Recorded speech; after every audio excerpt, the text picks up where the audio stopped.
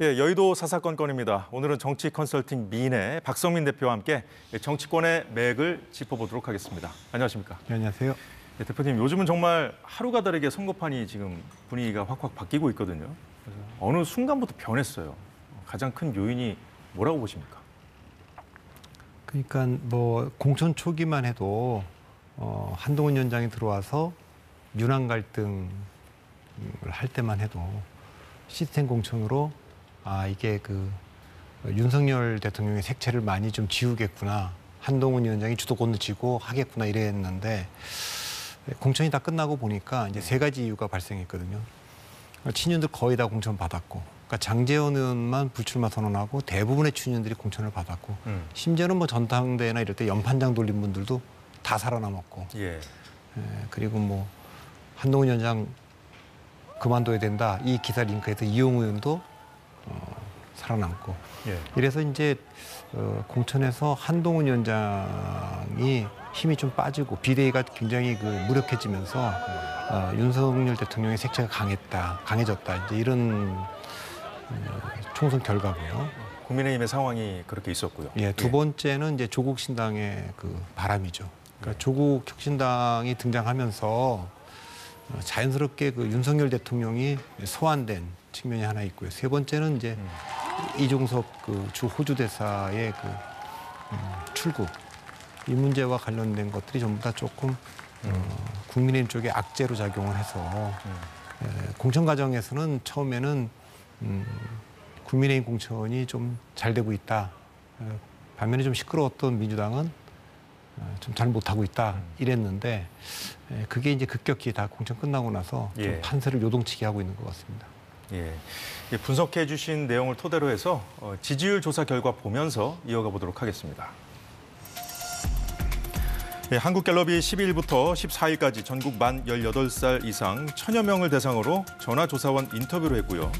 95% 신뢰 수준의 표본오차 플러스 마이너스 3.1%포인트, 국민의힘은 37%로 직전조사와 동일하고요. 민주당은 32%로 직전보다 1%포인트 올랐네요. 조국 혁신당 1%포인트 상승한 7%를 기록해서 신당 중에는 가장 뚜렷한 존재감을 보이고 있습니다. 자, 갤럽이 민주당하고 조국 혁신당 이 40대, 50대 핵심 지지층 이 기반을 공유하고 있다 이렇게 평가를 했고요.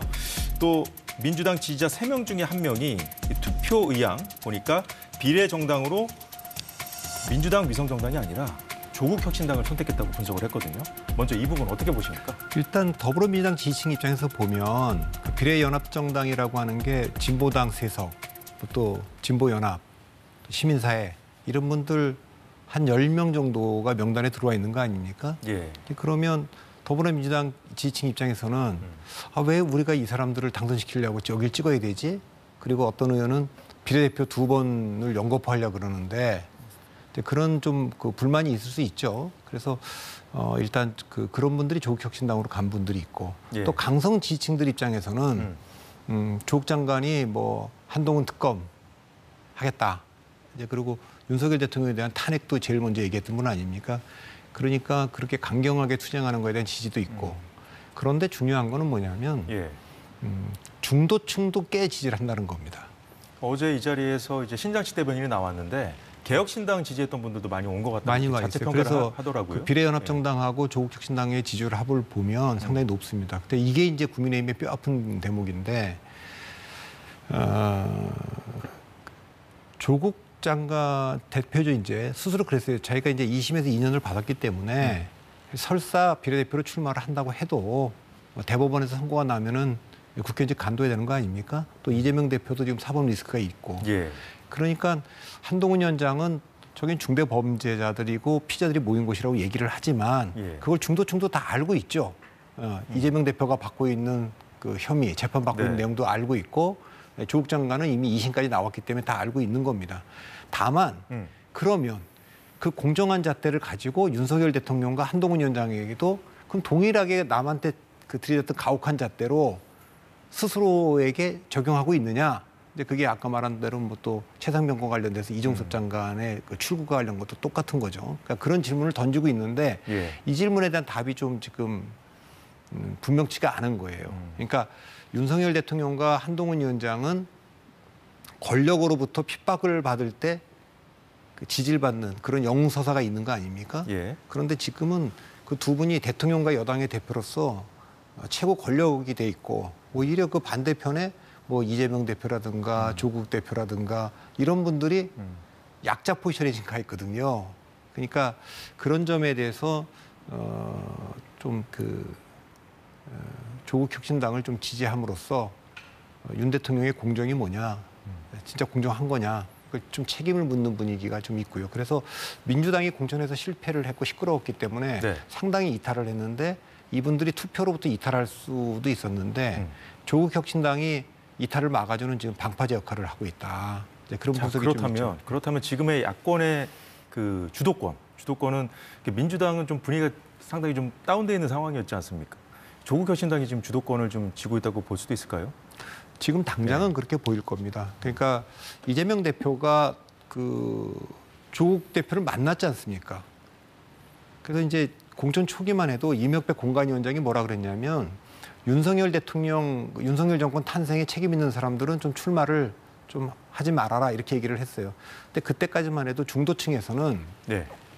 윤석열 대통령을 만든 1등 공신, 2등 공신은 조국 장관과 추미애 장관이다 이런 세간의 평이 있지 않았습니까? 뭐 티격태격하지도 않았습니다. 예. 하고 뭐 그랬던 그렇게 얘기를 했는데 예.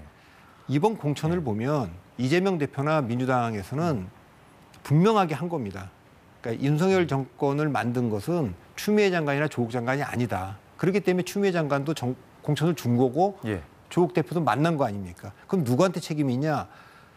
검찰총장으로 임명한 문재인 대통령이 1등 공신이고 그 임명받은 검찰총장이 조국 법무부 장관에 대해서 압색을 할 때 그 와서 이 상태에서는 조국 법무부 장관을 임명하면 안 된다고 했던 임종석 전 실장 같은 분들 이런 분들이 2등 공신 아니냐 그거를 공천에서 확인한 겁니다. 그러니까 친문들의 그 책임을 확실히 묻고 예. 조국 장관이나 그 추미애 전 장관은 피해자다 오히려 이렇게 지금 한 거죠. 그 민주당과의 연대가 어떤 메커니즘에서 이루어졌는지까지 말씀을 해주셨는데, 거기서 좀 추가적으로 좀 말씀드리면, 예, 제가 궁금한 게 그거예요. 그 선거 구도에까지 지금 영향을 미치고 있다고 보십니까? 지금 현재 시점에서 선거 구도라 하면 이재명 대 한동훈 구도로 좀 잡혀가고 있는 상황에서 갑자기 이제 조국 신당이 등장을 했잖아요. 그거는 뭐 시간이 가면 그렇게까지 되지는 않을 거라고 봅니다. 왜냐하면 이제 조국 장관이 당을 만들면서 윤석열 대통령을 소환한 건 분명하지만 이재명 대표가 지금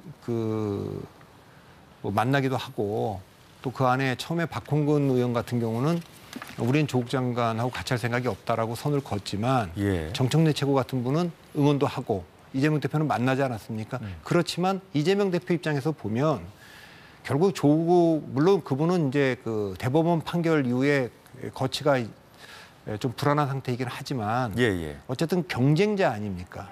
원심력을 작용시킬 수 있는 정치 세력이거든요. 그 당은. 총선 결과가 좀 좋게 나온다면은 향후에 이제 충분히 경쟁자가 될 수도 있다 이렇게 보고 계시는 거죠? 조국 장관이 없다고 하더라도.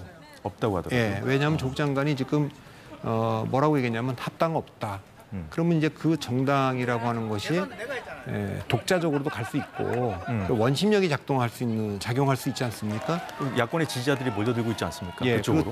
당장도 이재명 대표 입장에서는 어떤 타격을 받고 있냐면 조국 혁신당이 없었다면 조국 대표가 없었다면 아마도 그 야권의 그 지지세를 혼자 다 받을 수 있는 이재명 대표가 한동훈 위원장한테 밀지 않았을 수도 있습니다. 그런데 지금 차기 대선 주자에 갑자기 조국이 들어오면서 몇 퍼센트를 가져가고 있거든요. 그 순간 한동훈 위원장한테 역전을 허용하고 있습니다. 이것은 리더십 차원에서도 좋지 않고 차기 정권을 찾아올 수 있다는 신뢰를 주기에도 조금 불안 요인이기 때문에 저는 이제 그 선거 캠페인이 본격화되면 민주당 중심성을 강조할 거고 견제가 좀 들어갈 거라고 봅니다. 열린민주당처럼 그렇게 될 수 있는데 그렇게까지 완전히 지난번에 열린민주당은 막판에 쫙 밀리지 않았습니까?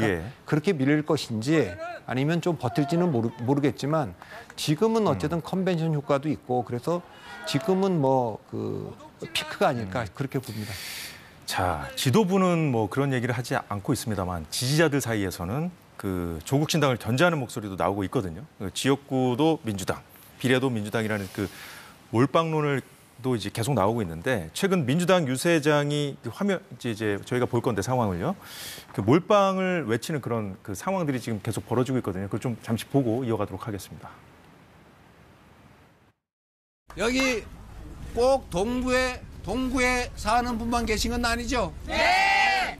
부산에 연고자도 있을 것이고 전주에서 오신 분도 계실 것이고 전국에서 민주당이 이겨야 합니다.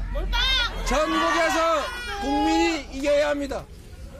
지역을 가리지 말고 이번에는 1번으로 몰빵해야 합니다, 여러분. 몰빵! 이재명 대표 입에서도 몰빵이라는 단어가 나왔네요. 사실 확실히 뭐 연대는 연대인데 좀 불편해 보이는 건 사실이에요.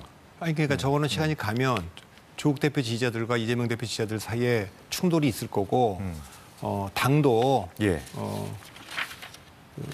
민주당 중심으로 가자. 이제 그렇게 점점 강화될 겁니다. 이제 그렇게 될 때 지금 당장은 저 지지자들이 지금 그 조국 혁신당의 지지를 보내고 있지만 예. 그 상당 부분은 다시 비례연합당으로 돌아올 수가 있고 다만 변수는 비례연합당의 그 지금 명부 작성이 예. 굉장히 지금 혼란스럽지 않습니까? 너무 시끄러워요. 예, 그 연대가 연대 계속 파기 가능성까지 지금 예, 거론되고 그렇죠. 있고요. 그렇게 됐고, 근데 심각합니다. 애초부터 그 위성정당 만들 때부터 문제가 됐습니다. 이게 여러 가지 두 가지 문제가 있는데 하나는 예. 진보당이 이게 뭐 좀 종북 세력 아니냐. 그리고 스스로 어떻게 한석도 할 수 없는 정당을 예. 이미 지금 울산 북구는 양보를 한 거 아닙니까 지역구는. 그리고 나가서 세석을 지금 주겠다고 하는 거고 또 진보연합도 그렇게 하고 시민사회 쪽도 그러고 시민사회 쪽에 원래 됐던 분들도 다 진보당 계열이었기 때문에 문제 제기를 했고 그 사퇴를 또 했는데 예. 또 임태훈 후보에 대해서도 지금 문제 제기를 했고 그 문제에 대해서 시민사회가 지금 뭐 강경하게 지금 나오고 있는 거 아닙니까? 임태훈 후보를 컷오프했는데 다시 재추천하겠다는 거예요. 예, 예. 지금. 그래서 이거 네. 이 문제. 근데 이제 이 문제는 민주당도 곤혹스럽죠. 예, 그분이 이제 어쨌든 그 병역 문제도 있고 예. 또 여러 가지 그 군 내부에서의 또 이슈도 있는 분이기도 하고 그래서 또 이 종북 문제도 민주당 지지자들은 좀 민감하게 반응하는 거 아니겠습니까? 근데 이제 민주당이 이게 사실 이 초반부터 다 예상됐던 상황들이었잖아요. 어떤 사람들을 비례 후보 전면에 내세울지. 근데 이제 이런 생각이 들어요. 지나와서 보니까 조국 혁신당의 약진이 없었더라면 그래도 이렇게 했을까? 컷오프를 했을까? 민주당이. 이런 생각이 들더라고요. 그건 뭐 잘 모르겠습니다. 그래서 처음부터 저는 뭐 병리평으로 갈 거로 봤습니다. 안 그러면 이제 이런 문제가 있는 거죠. 그래서 의아하게 생각하는 분들은 왜 우리 민주당이 바깥으로 나가서 진보당을 여기다 태워서 들어오느냐. 그러니까 이거에 대한 설명이 지금 분명치가 않거든요. 그러니까 그래서 이제 그 조국 혁신당의 지지세가 유지될 거냐 말 거냐는 이제 그 점이 조금 이제 좌우할 거고 예. 저 4년 전만 해도 이렇게 딱 노골적으로 이 세력은 종북 세력이야 이렇게 얘기할 수는 없는 분들이 섞여 있었지 않습니까? 나중에 예. 보니까 이제 그런 성향이 있는 분들이 있었다 이렇게 나온 거지. 근데 이건 지금 너무 뚜렷하게 지금 그렇게 하고 있는 거기 때문에 그걸 왜 이재명 대표가 그런 선택을 하는지에 대해서는 저는 잘 모르겠습니다. 총선에서는 정당 지지율이 앞서 봤지만 그거보다는 이제 대통령 지지율이 중요하다고 강조를 하셨었잖아요. 그래서 좀 대통령 지지율을 좀 보면서 또 얘기를 해보겠습니다. 자, 상승세를 좀 타다가 대통령 지지율 긍정평가 응답이 직전보다 3%포인트 내려서 36%로 나왔어요. 이 흐름은 어떻게 보십니까? 그러니까 이거는 제가 이 방송에서도 여러 번 얘기를 했는데 정당 지지율은 선거 판세를 읽는데 아무 도움이 안 되는 지표입니다. 그래서 지금 여쭤보잖아요. 예, 제가 이거를 네. 이 방송뿐만 아니라 계속 얘기를 하는데 그러니까 이것 때문에 지금 국민의힘이 착시를 일으킨 겁니다. 특히 정당 지지율 조사를 하면 서울은 훨씬 더 높게 나와요. 국민의힘이. 그래서 그동안에는 국민의힘이 경기 인천에서는 조금 불리하지만 서울에서는 높게 나온다. 이렇게 지금까지 보도를 계속 해온 겁니다. 오늘 갤럽 조사는 또 그렇게 되지도 않지만. 그런데 예. 2016년 총선을 기억해 보시면 2016년에 새누리당이 졌어요. 122석으로 민주당한테 한 석 더 졌습니다. 그 질 때도 선거 내내 30% 후반대의 정당 지지율을 유지했습니다. 심지어는 40%대도 유지했어요. 그랬군요. 그리고 선거 당일 날도 마지막 조사에서도 37% 이상을 기록했습니다. 반면에 민주당은 불과 20%였습니다. 그러니까 37대 20인데도 선거 결과는 누가 이겼냐면 민주당이 이겼습니다. 얼마 전에 끝난 그 강서구청장 보궐선거 때 17.15%의 대차 아닙니까? 예. 그 주간에 갤럽이 발표한 정당 지지율은요. 국민의힘과 민주당이 34대 34 동률입니다. 그럼 그때도 대통령 지지율을 좀 보셨었어요? 예, 그럼 당연히. 그러니까 달랐나요? 네. 그건 완전히 다르죠. 이 얘기는 정당 지지율이라고 하는 건 합산해갖고 70%가 안 됩니다. 60몇 % 보통 됩니다. 예. 무당층이 많으니까. 그런 그런데 것도. 무당층이라고 하는 분들은 근데 대통령 긍정 지지율은 합산이 90%를 항상 넘습니다. 예. 또 구도 지지율이라는 게 있지 않습니까? 정권 지원을 위해서 여당을 찍겠다. 정권 견제를 위해서 야당을 찍겠다. 이것도 90%를 넘습니다. 그렇군요. 그럼 정당 지지율과 이 두 조사의 갭이 있지 않습니까? 이 갭만큼 안 보이는 게 있는 겁니다. 안 보이는 게 있는 겁니다. 근데 여기는 대부분이 윤석열 정권 심판을 하겠다는 분들이 섞여 있는 겁니다. 그러면 국민의힘이 승리할 수 있는 가능성은 뭐냐? 예. 이분들이 투표장에 안 나오면 됩니다. 그런데 그런데 이번에 조금 분위기가 바뀌었다 이거죠. 근데 이례적으로 투표율이 낮았던 적이 5번이 있습니다. 없었던 거는 아니고. 예. 그러니까 우리가 기억을 해보면 지난 대통령 선거 0.73% 승부가 나지 않았습니까? 근데 곧바로 치러진 지방선거에서 투표율이 몇 프로까지 떨어졌냐? 50.9%까지 떨어졌어요. 그러니까 서울에서 구청장 17개를 국민의힘이 가져간 겁니다. 근데 지금 언론에서 어떤 그 국민의힘 전략단에서 어떤 착각을 하고 있냐? 또 언론도 똑같습니다. 제가 보다 보면 윤석열 대통령과 이재명 대표의 대선 결과를 가지고 어제는 이재명 후보가 얼마나 이겼고 어제는 윤석열 후보가 얼마나 이겼다. 이걸 보도를 해요. 그건 아무 의미가 없는 지표입니다. 왜 지표가 의미가 없냐? 78% 투표율을 기록했거든요. 그렇게까지 국회 선거가 못 갑니다. 두 번째, 또 어떤 지표에서는 지방선거에서 6월 1일 치러진 지방선거에서는 여기서 또 국민의힘이 얼마를 이겼고 민주당은 몇 프로 얻었다. 이것도 볼 필요가 없는 겁니다. 왜? 50%밖에 50.9%밖에 투표율이 안 됐거든요. 지난 총선 때처럼 66%까지 간다면 저는 민주당이 유리할 거라고 봅니다. 60% 내외에서도 그럴 겁니다. 그러면 55% 정도까지 떨어진다. 그러면 국민의힘이 해볼 만할 겁니다. 아까 말씀드린 대로 지방선거 50.9로 떨어지니까 이겼지 않습니까? 예. 2008년에도 박근혜 의원이 이명박 대통령을 향해서 국민도 속고 저도 속았습니다. 이래서 친박연대도 나오고 무소속도 20명 당선되고 근데 그때 민주당이 81밖에 안 됐어요. 예. 서울에서 한나라당이 무려 40석을 했어요. 그때 투표율이 46.1%입니다.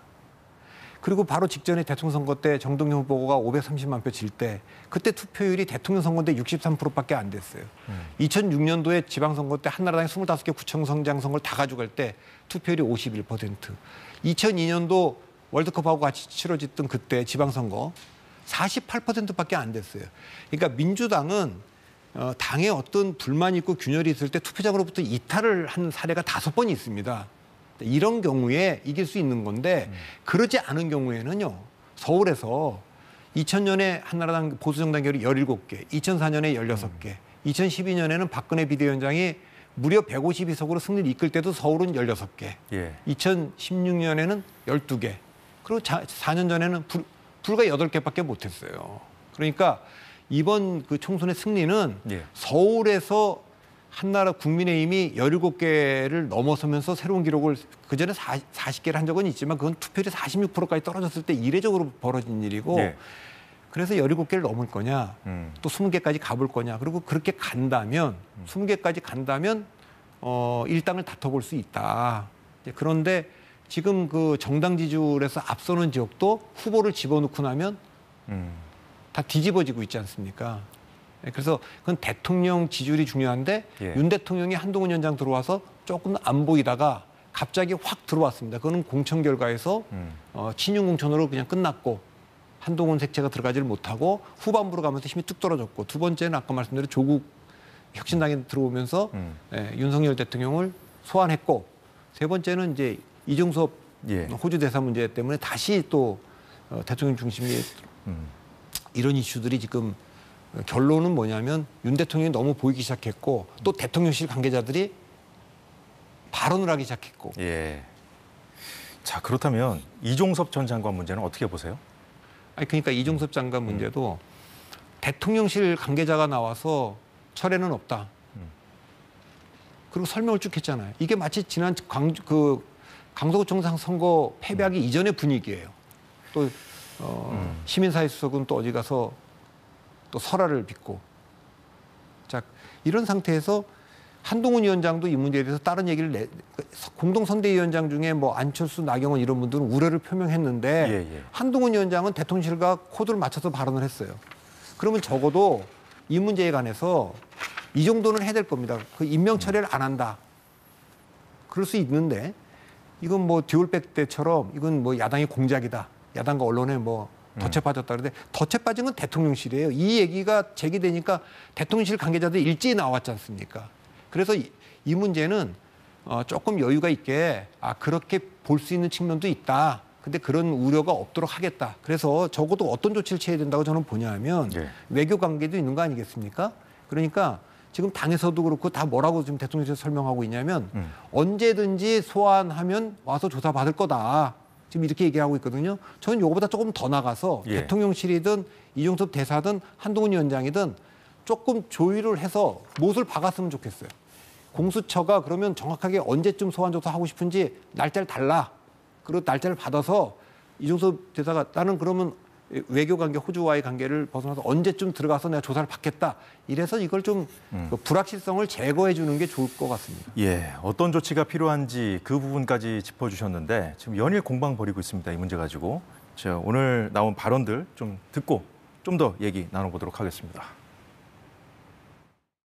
외교관이란 지위를 활용해서 주요 범죄 피의자를 해외로 도피시킨 사례는 없습니다. 특히 이종섭 전 국방부 장관이 중요한 문제는 대통령실의 개입 여부를 입증할 수 있는 가장 핵심적인 피의자라는 것입니다. 그런 측면에서 대통령실이 자신들에게 오는 공수처의 수사를 막기 위한 조처가 아닌가 보고요.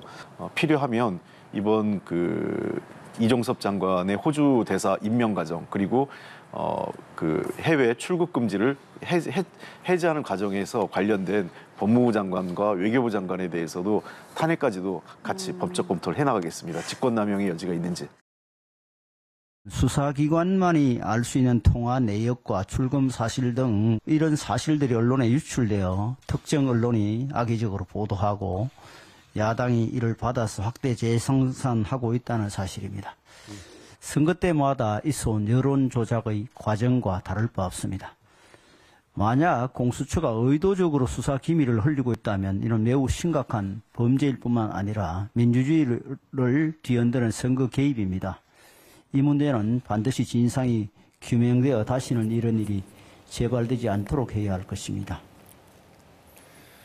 예, 보셨다시피 야권은 이 정권 심판론에 불을 다시 지피는 공세로 하면서 이제 이 얘기를 계속 하고 있는데 지금 윤재옥 원내대표 발언 들으셨겠지만 공수처의 수사 기밀 유출까지 지금 의심하고 있는 상황이잖아요. 공수처가 전 정권에서 좀 구성된 그런 수사 조직이다 보니까 아마도 좀 뭔가 이 총선용으로 지금 이걸 활용하고 있다, 악용하고 있다 이렇게 보고 있는 것 같아요. 야권의 공세에 전혀 물러설 뜻이 현재로서는 없어 보이는데. 그 정치는 뭐 사실의 게임이 아니라 인식의 게임인데 실제 사실은 어떤지 제가 모르겠습니다. 그런데 이 문제와 관련돼서 지금 이미 국민의힘을 지지하겠다고 하는 분들은 윤재욱 원내 대표의 얘기에 동의할 겁니다. 그러니까 중도층과 야권 지지자들은 대체로 동의하지 않을 겁니다. 따라서 이건 최상병의 비극적 죽음과 관련된 얘기고 박정훈 대령에 대해 오히려 구속하려고 했던 문제와 관련된 얘기이기 때문에 저는 이 문제와 관련돼서는 국민의힘이 선거를 치르려면 당 쪽에서 공동선대위원장과 총괄선대위원장이 대통령실이 나설 문제가 아니고 이제부터는 총선은 당이 좀 치러야겠다. 그러면서 이종섭 이슈에 대해서는 좀 더 선명하게 불확실성을 제거하지 않으면 가면 갈수록 이슈가 커지고 국민의힘에게 불리하게 작용할 겁니다. 어쨌든 사실의 영역이라기보다는 인식의 영역 틀에서 좀 현실적으로 좀 더 그런 건 뭐냐면 이제 조국 있다. 장관이나 이재명 대표나 남원들한테 가혹한 잣대를 들이댔으니까 그 내부를 향해서도 좀 가혹하게 좀 해야 될 텐데 좀 석연치 않고 국민의힘 내부에서도 좀 그런 목소리가 나오고 있는 거 아닙니까? 사실 그 법리적으로 보면 그 해병대 수사단이 수사 지휘권이 없기 때문에 이 외압 의혹을 제기하는 것 자체가 좀 성립될 수 없다 이런 얘기까지 지금 여권에서 하고 있습니다만 좀 인식의 영역으로 봤을 때는 좀 더 다른 접근이 좀 필요하다. 그렇다면 더군다나 그렇다면 어쨌든 이 문제를 공처가 지금 수사를 하겠다고 하니 그러면 소환 날짜를 정확히 지정해 주면 그때 기욱해서 정확하게 조사를 받겠다. 또 조사를 받으라고 요구하고 그래서 그 불확실성을 없애주는 게 저는 좋을 것 같습니다. 예, 다음 주제로 넘어가 보도록 하겠습니다. 하루하루 달라지는 판세 속에서 여야가 과거 발언으로 문제가 된 후보들의 공천을 취소하는 그런 초강수를 두고 있습니다. 자, 어젯밤에는 불과 몇 분 간격으로 국민의힘 도태우 후보, 민주당 정봉주 후보 공천 취소했다는 속보가 경쟁하듯이 나왔는데 자, 이렇게 초강수를 둔 이유는 뭐라고 보십니까? 물론 선거에 영향을 안 좋게 미치니까 선거 때는 좀 다급하면 정적 판단을 하는 거 아니겠습니까? 그러니까 그건 뭐 법적 판단은 아니고 정무적 판단이죠, 이게. 예, 그렇게 하는 건데 사실 정치인의 막말이라고 하는 게 저렇게 과거에 본인이 페이스북이나 이렇게 유튜브에서 좀 논란이 될 만한 말들을 한 분들은 뭐 공직에 꼭 그렇게 나오려고 생각을 했어야 하나 이런 생각이 좀 있어요. 뭐 논객으로 자유롭게 할 수도 있는데 본인이 이제 그렇게 나온다 그럴 때 막말은 적어도 저는 4가지를 규정하고 정치인이 하면 안 되는 4가지를 저는 막말로 보거든요. 예, 첫째, 어떤 것들입니까? 사회적 합의가 끝나서 교과서에 실려 있는 거를 적어도 공직 후보자는 뒤집으면 안 된다고 봅니다. 일제시대에 대한 평가라든가 뭐 6.25에 대한 평가, 뭐 4.3 문제, 4.19, 5.16, 5.18 이런 거죠. 예. 학계라든가 언론에서는 논쟁할 수 있다고 저는 봅니다. 소수설이라고 하더라도. 그러나 이제 확정된 걸 따르게 얘기하는 건 안 되겠다. 그 이제 5.18 같은 게 대표적이죠. 두 번째는 예. 뭐 인종이라든가 뭐 민족 이런 문제에 대한 혐오 발언. 그러니까 본인이 선택한 것도 아니고 본인이 바꿀 수도 없는 걸로 차별하면 안 된다. 그건 어떻게 선택권이 없지 않습니까? 예. 내가 뭐 흑인으로 태어나고 싶었던 것도 아니고 바꿀 수도 없는데 그거는 공격하면 안 돼. 세 번째는 사회적인 약자들 있지 않습니까? 뭐 그건 장애인도 있을 수 있고 여성 노인 이런 분들은 이거에 대한 공격적인 발언 이건 안 되겠다. 네 번째는 어쨌든 사회적인 희생자가 있는 경우 그 뭐 세월호 사건이든 이태원이든 또 최상병 문제든 천안함 문제든 이런 문제에 대한 조롱은 안 된다. 저 이 4가지를 제외하고는 저는 뭐 정치인들끼리 싸울 때 그때 뭐 홍준표 시장이 위장평화, 가짜평화라고 했던 걸 막말로 규정했는데 그게 왜 저는 그런 정치적 공방은 얼마든지 할 수 있다고 봅니다. 정치인들이. 자, 근데 제가 어제 밤에 그 공천 취소 속보를 보면서 들었던 생각이 뭐냐면 이 공천 취소한 후보들을 사실상 좀 품고 가려고 했었잖아요. 그런데 여론이 너무 안 좋아지니까 진짜 뭐 경쟁하듯이 막 취소를 하는 모습을 보고 뭐랄까 선거판이 좀 과열되다 못해서 좀 살벌해 보이더라고요. 그건 이제 4년 전에도 미래통합당에서 후보 박탈 중간에 막 하고 그러지 않았습니까? 예, 그때 뭐 차명진 후보, 김대호 후보 이런 분들 그렇게 됐고 2012년에 그 민주당은 김용민 후보의 발언, 과거 발언이 문제가 돼서 고민을 전략단에서 많이 했어요. 이거 후보를 박탈을 해야 되는지. 그래서 결국 그냥 그대로 갔는데 그것이 결국 선거에 좋지 않은 영향을 미친 사례가 있죠. 트라우마처럼 지금 남아있는 거군요. 저런 그러니까 이제 그때 그걸 재현하면 안 된다. 예, 그러니까 그렇게 하고 그런 면에서 지금 국민의힘도 장해찬 후보에 대해서 지금 계속 검토하고 있는 거 아닙니까? 계속 나올 텐데. 예. 막말이 이제 이 선거 막판 그 악재로 지금 작용할지 지금 노심초사하고 있는 상황인데 이게 그 악재로 작용하는 그 흐름이 어떻게 됩니까? 수도권 같은 격전지부터 영향을 주고 전체에 영향을 주는 그런 흐름인가요? 그러니까 이거는 뭐냐면 그 말 자체가 갖고 있는 게 아니라 그 일관성에 관한 문제입니다. 그러니까 한동훈 위원장이 김연아 의원의 공천 단수 공천됐는데 날리면서 기소된 것도 아니고 재판받지도 않은 거예요. 단지 야권이 이걸 공격할 가능성이 있기 때문에 빌밀 주지 않겠다고 한 거거든요. 근데 빌밀 주지 않겠다고 하는 건 그 법적 판단이 아니라 정적 판단 아닙니까? 그러면 그 판단으로 보면 똑같은 잣대로는 그만두게 될 후보들이 훨씬 더 많은 거죠. 근데 그 일관성을 유지 못하고 있기 때문에 그 이중성 때문에 지금 얘기가 되고 있고 특히 일부 후보는 대통령과 가깝기 때문에 한동훈 위원장이 말을 못하고 있는 거 아니냐.